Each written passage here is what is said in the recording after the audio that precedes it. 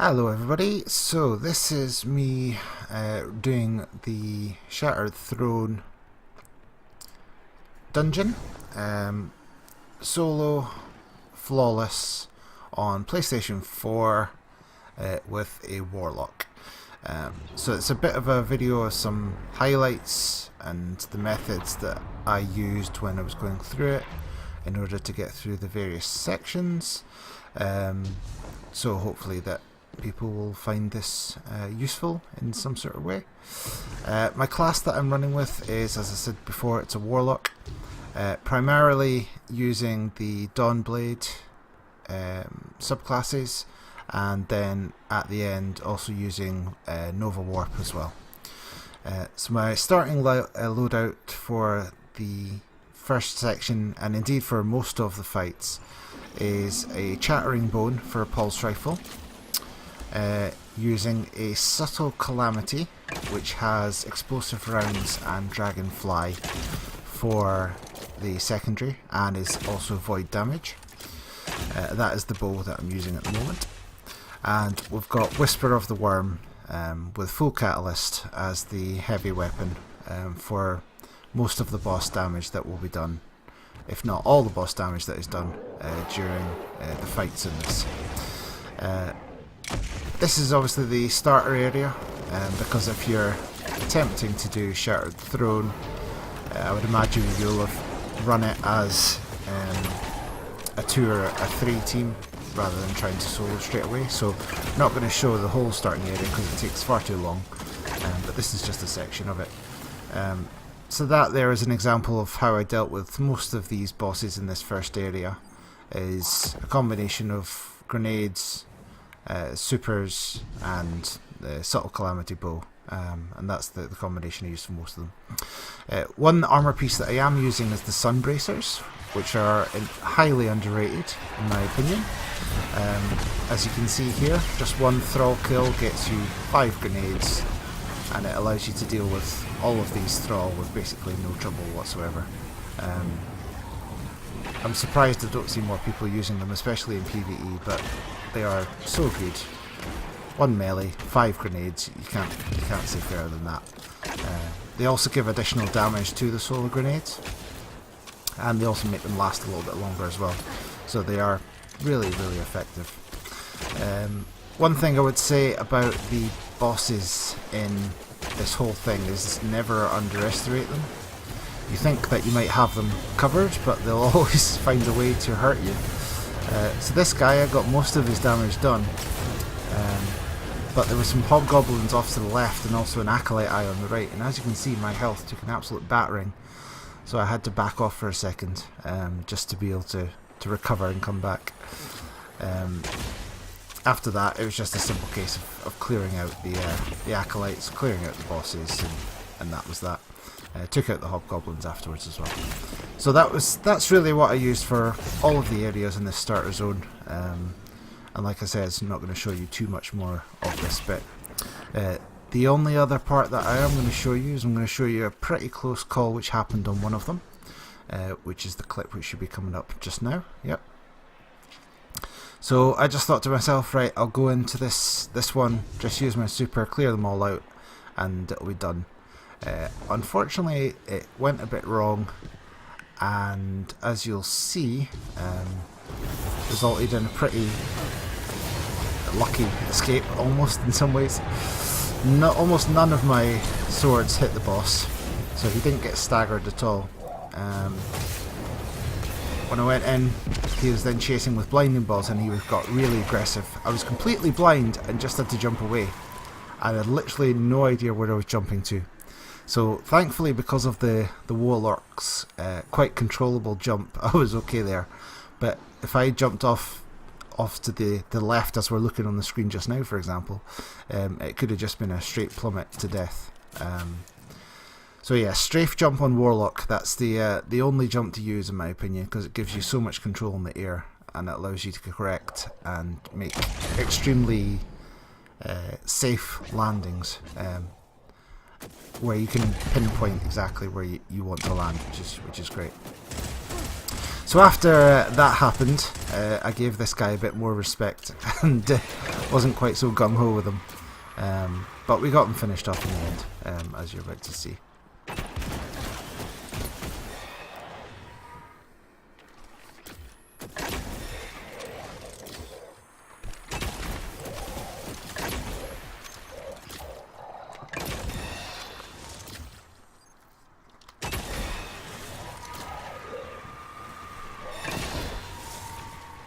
So this guy was the second to last boss, as you're about to see. So once he was down, we headed off to the final one, which is the bird diving down symbol. And we killed him and headed down into the descent. Now this area again was pretty much just all bow. It was all bow that I was using. The subtle calamity with the explosive rounds in the Dragonfly I really like, because even if you miss shots, as you're about to see in a moment, you still get the explosive damage from the arrows, so every little bit helps. Not so much on this Minotaur here, but on the Acolytes just here.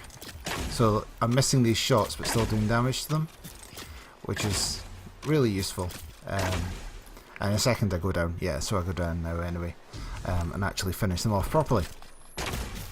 Again, not going to show too much of this section, just going to skip to the boss, just here. Now this was a bit annoying because there was a Vandal up top who did not want to die. I got that one shot on him there and he didn't go down. So I was half concentrating on him because the Vandal snipers are extremely dangerous in this, and also trying to focus on the boss with his blinding attack. So this was a bit not comfortable, is definitely what I would say for this. Definitely not comfortable. We got through it in the end, but most of the time here I'm keeping my eye out on that top platform, trying to see if the Vandal is going to reappear or not. And then one time he does reappear and I'm about to shoot and then he just backs off yet again. You'll see his head pop up in a second. Like, nope, not this time. Nope, there he is. I'm going to get him. Oh, no. He just kept running away. So it made it quite annoying, because he kept on just doing the bubbles and he kept popping his head out, and then finally I was able to take him down and I could just focus on the boss.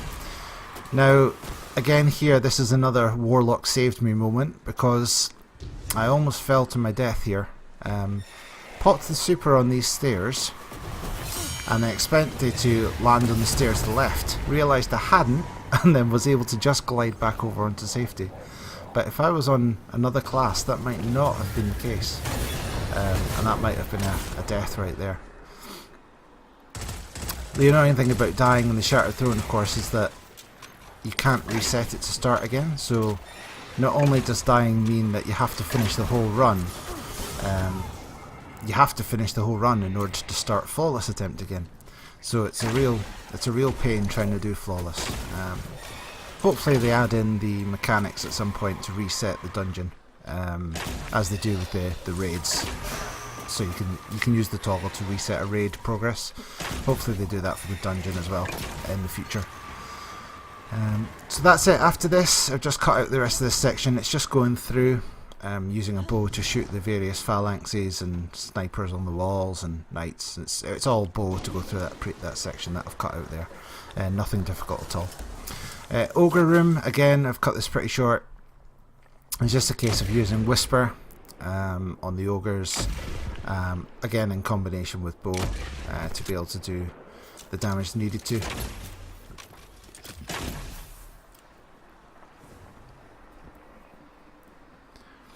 So we'll fast forward here to the Thrall section. I've included the whole of this just to show how I did it. It's really quite easy nowadays. It's just a case of walking and then jumping occasionally when you need to. The only time that this was stressful was when we were low light attempting it, but now everyone's like at normal light levels. It's not difficult at all. The Thrall can't catch up to you if you're just walking along, so as long as you walk in a straight line and don't stop, then you shouldn't have any issues here at all.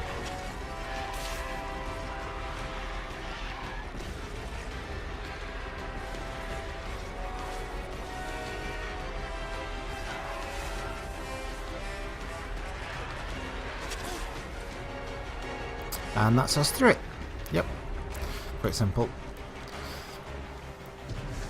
I've left the rest of this little section in as well, just to show you the route that I take when I go over this little boop section with the jump jets that push you out.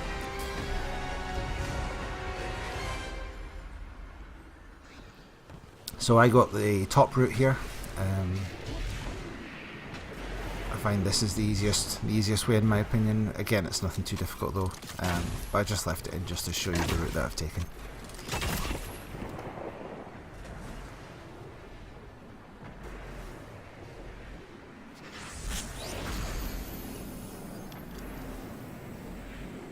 Yeah, I realised my health hadn't recovered there after the Shadow Thrall section, so quick healing rift just to recover my health.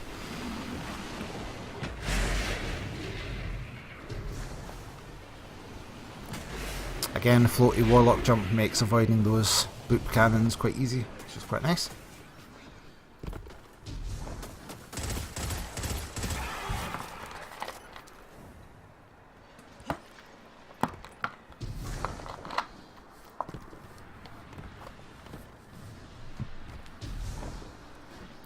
Now at this point I realise that I'm going to have to change my super soon to get ready for the Vorgeth encounter. So figured I might as well use it on these phalanxes and just clear them out.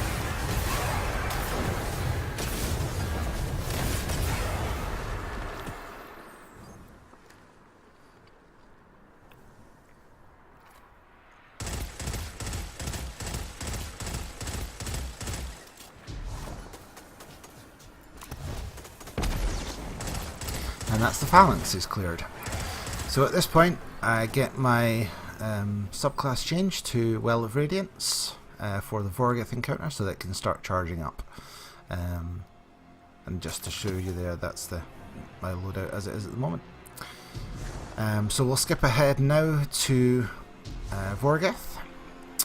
I don't wait for the well to fully recharge, but I do wait for my healing rift to be up, because that is quite important to have during this fight. Now during this fight, it's just the same kind of methods that you've seen on most of the other videos on YouTube for this encounter, in that there's basically 2 safe spaces in each of these front corners. This is the first safe space that I'm sitting in just now, where as long as you keep dodging between the 2 locations, you can stay alive pretty easily. The main priority here is getting those ads down in the middle, because again the Vandal snipers will really hurt you. So the sooner that they can go down, the better. And then this section, this area that I'm in right now, is the other location that you shift between. And I'm using the bow to take out pretty much all targets during this. Occasional time there'll be an ad up close that I can use, but in general it's bow all the way. The whole idea behind this section of the fight for Solo Flawless is to clear out all of the goblins and the vandals as soon as possible, and then start working on the wizards, taking their health low but not actually killing them. This is so that you can do a sweep round at the end, collect them all at the same time, all the charges that the wizards drop. So you'll see there that I went into the original position, but the ogre had a shot on me, so I moved off to the second position, put down a healing rift and got myself a few seconds to recharge. It also gives you a nice visibility from this section here of the vandals and the goblins if they're up on that ridge there. Yeah, it's all about staying safe, just moving between the 2 locations, getting off shots when you can, and taking your time, because there is no time limit during this section. One useful thing that I found is that if you do damage to the wizards, they will move away. You can kind of use that to control where they are and to give yourself a little bit more room. So there will be a specific example in the video, I think, which I'll show you of it happening, where you can just put an arrow into them they realise they've taken enough damage and they move off to the side, which gives you a little bit of time to like recompose yourself. Like here, for example, there's absolutely nothing shooting at me. I'm just waiting for the wizard to reappear so I can move into the second location and then move over to the other side. The reason why I'm moving over to the other side is just to make sure that there aren't any more vandals or goblins on the other side. So right here, I noticed that that wizard was shooting at me. I shot her with the arrow and she moved off to the right, giving me space to then move off and do damage to the ones on the ridge. So again, on this side it's a mirror image of the other side. Use the two locations, this one here, right beside this box, and then the other one just beside the other box, but crouched down. And it's literally rinse and repeat here. Yeah. Again, wizard's causing me a hassle, do damage, she moves off, and then you're okay in that position again. So it's about kind of moving them so that you've got a little bit of safety and a little bit of peace and quiet to be able to do damage to other things. So at this point, all I'm doing is taking wizards low, so I can get ready for my run. I think I've got most of them fairly low, so I think I'm about to start my run, if I remember correctly.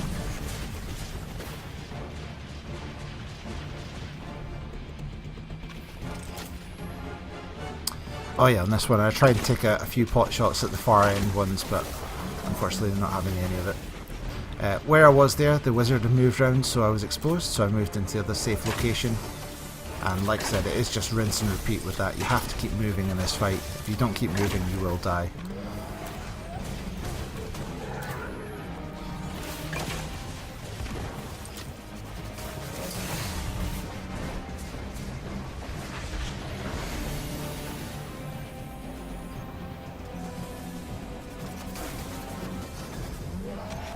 Okay, maybe now I'm starting my rotation? Yeah, this is it. So go for the kill in the first one, collect the orb, and then start taking out the adds at the far end, so that they don't cause a problem when I'm trying to do boss damage.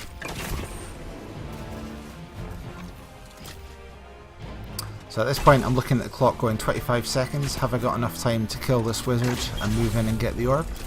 It's always kind of hit or miss, and you have to make a judgment at the time that you're doing it. On this one I thought, yeah, she's low enough, I'm going to be able to go in and get the orb. So that's what I did. I then go back around the other way, back to the first wizard.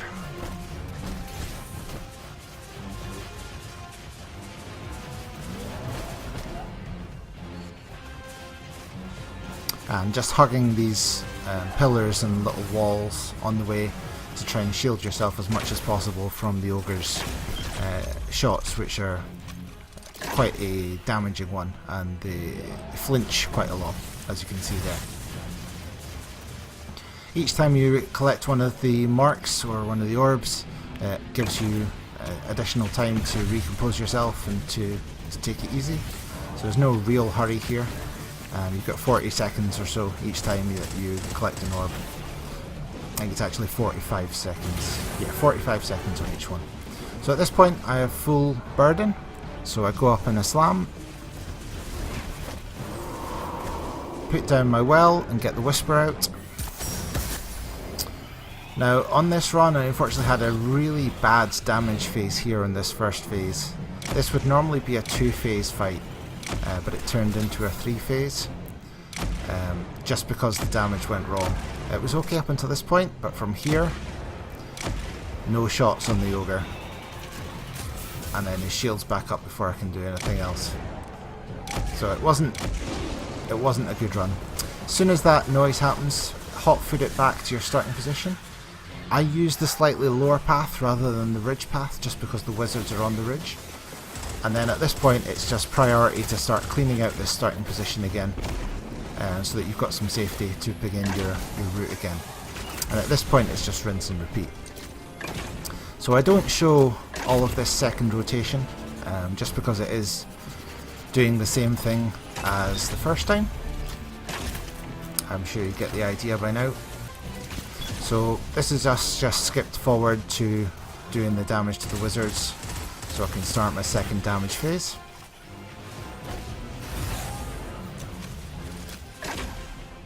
And as you'll see on this one, the damage phase on this one goes a good deal better. One thing that you could do is some people have problems with slamming the orbs into the extinguish to start the damage phase. There's actually little ledges or little walls on each of the pads which you can use to put the ogre in between so that you don't get flinched away from where you need to slam. So you'll see that in this example. You see the little wall between me and the ogre. I'm waiting until he's going to be in the right position so I can go up and slam, and there you see you get a peaceful slam without getting flinched away. Straight away, put down a well, get the whisper out again, and begin second damage phase.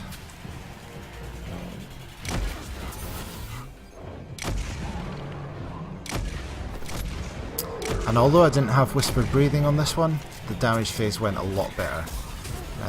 Got hits way more consistently on this one.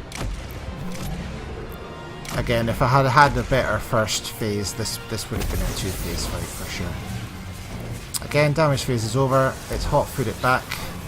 Again, I always go low. Now that was a scary moment when I got bumped there, because it took away loads of health.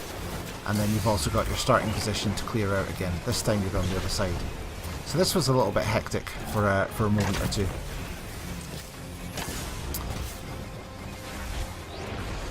Using healing rifts when necessary, and just cleaning out as many of the vandals, goblins as I can so that I know I'm in safety again. Again, I'm just going to cut out most of the action on this one and just begin at the damage phase, or just when I'm starting to take down the wizards. This was my second very close call of the fight. As you're about to see, the damage to the ads and to the boss at the end here did not go as hoped for, and I had to make a decision whether to go in for this one at the end or go back to the original one, which I'd already softened up. I knew I had 30 seconds on the clock at this point, and I knew there were still a couple of goblins up. So although I got that one, I knew there was another one. And I thought to myself, right, 20 seconds left. Am I going to be able to get in there, kill her, with the boss shooting at me, with the chance that the goblin might also shield her? So I thought, no, I'm going to go back to my starter one. And this is when the time got a little bit tight, that's for sure. Yeah, it doesn't get much closer than that. So thankfully, refreshed my clock, gave me some time to recompose, and then just started moving around and clearing out the final wizards again.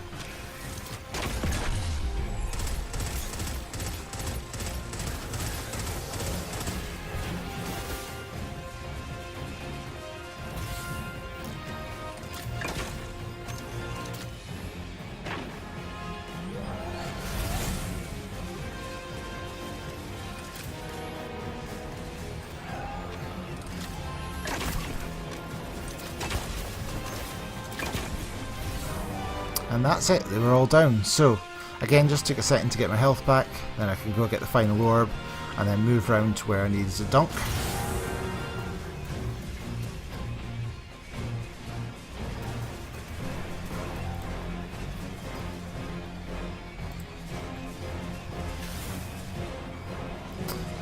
Again here, tried to use the pillar to make sure the boss was in between, and then we've got a safe dunk.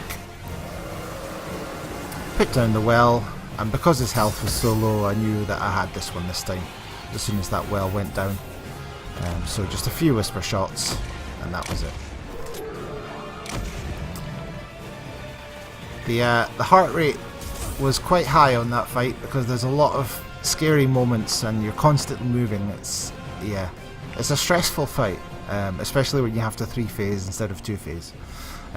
But that was my own bad aim, so no one else to blame except for that.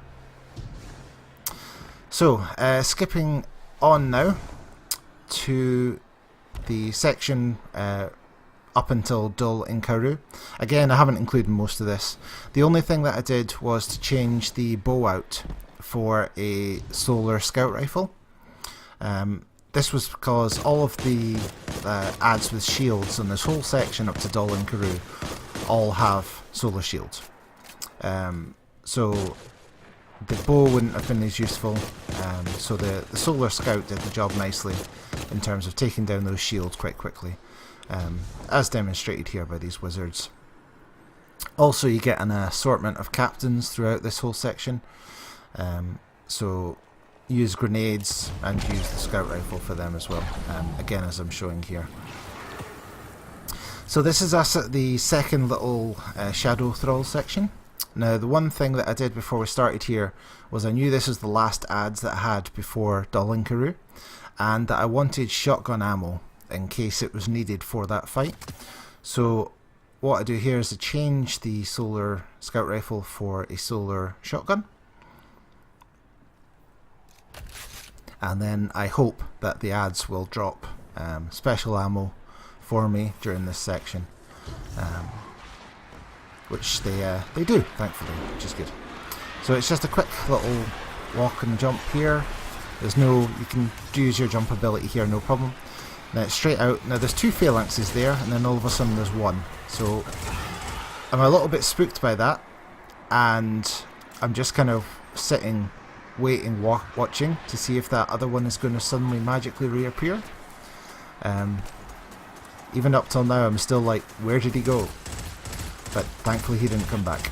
So now it's just a case of taking down the phalanxes. If they fall off like that, they will reappear, as you'll see in a second. So if any ad falls off any of these beams on these sections, just wait until they reappear. So I got my shotgun ammo, as you saw, from the phalanxes, so I know I'm all good now for the Dol and Karoo fight, should a shotgun be required. So at this point, it's just the boop wall, or the taken cannons to avoid. There's 2 ads at the start here, which I clear out first of all. Now, unfortunately, because I've taken my bow off and my scout rifle off, it's a bit more challenging to take down this first hobgoblin, but we get him down eventually. And then the second one's just hiding in the corner, which is one of your first safe standing spots through this section. So just to chuck the grenade just to take him down.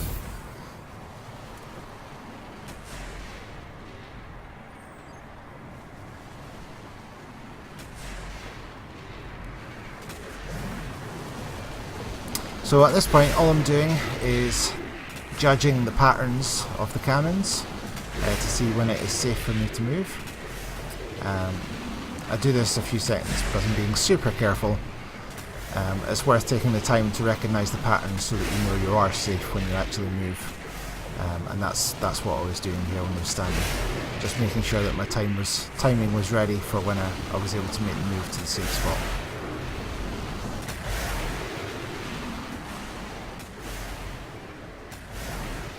So that's first safe spot reached. Again, just judging the cannons just to watch out for them and see when I can move to my next little safe spot.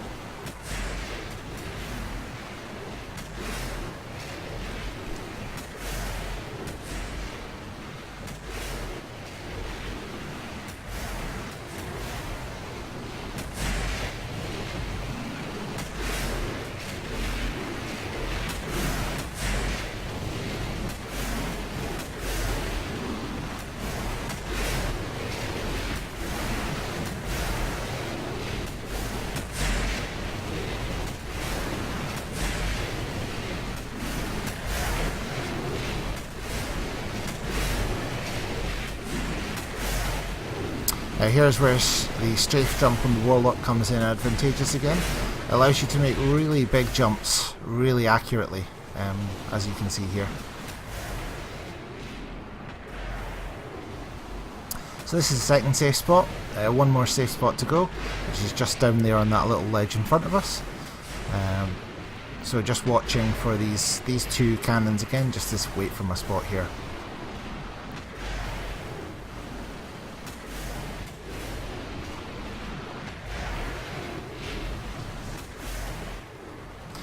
Now the Vandal did see me on this occasion, so shot me twice. So as soon as I landed, I put down a healing rift, just in case he was going to take a 3rd shot at me. Thankfully he didn't. Or hobgoblin, sorry, not Brandon. So that was that. So now all we need to do is just jump up to that platform where the hobgoblin was, and then that's us through this book wall section.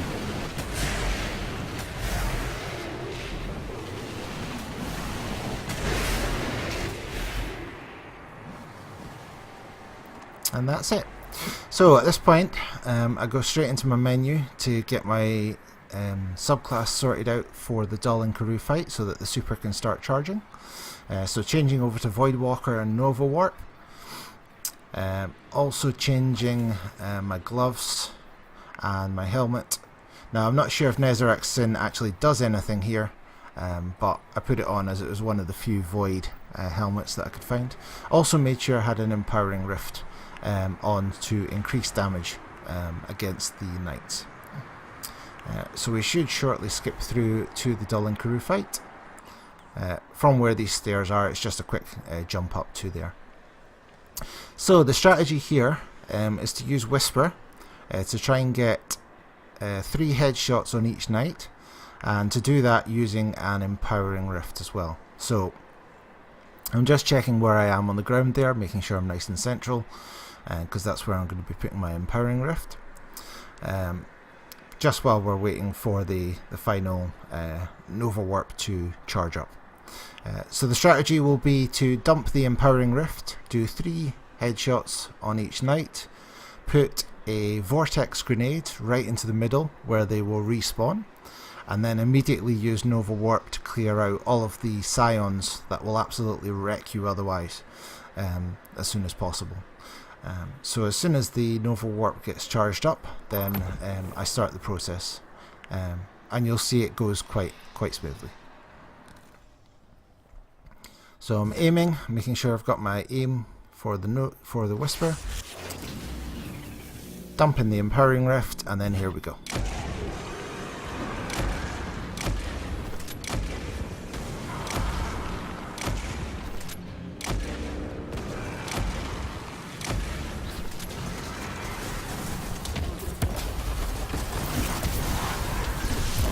So at this point it's just Nova Warping, that's all the ads gone, it's just using the Nova Warp now for the bosses.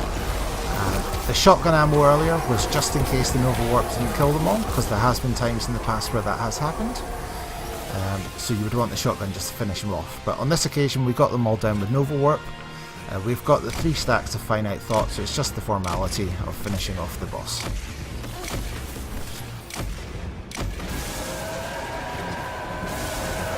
And that's it done. This was one of the more difficult things that I've done in Destiny, there's no doubt about that. Especially during the Vorgeth encounter, the heart rate went a bit crazy, that's for sure. So you'll see it flash up onto the screen in a moment that we got the Flawless and we got the Solo Flawless. So there we go. Thank you for watching the video. I hope that what is in here has been of some use to you if you'd enjoyed it. Yeah, we'll catch you in the next one.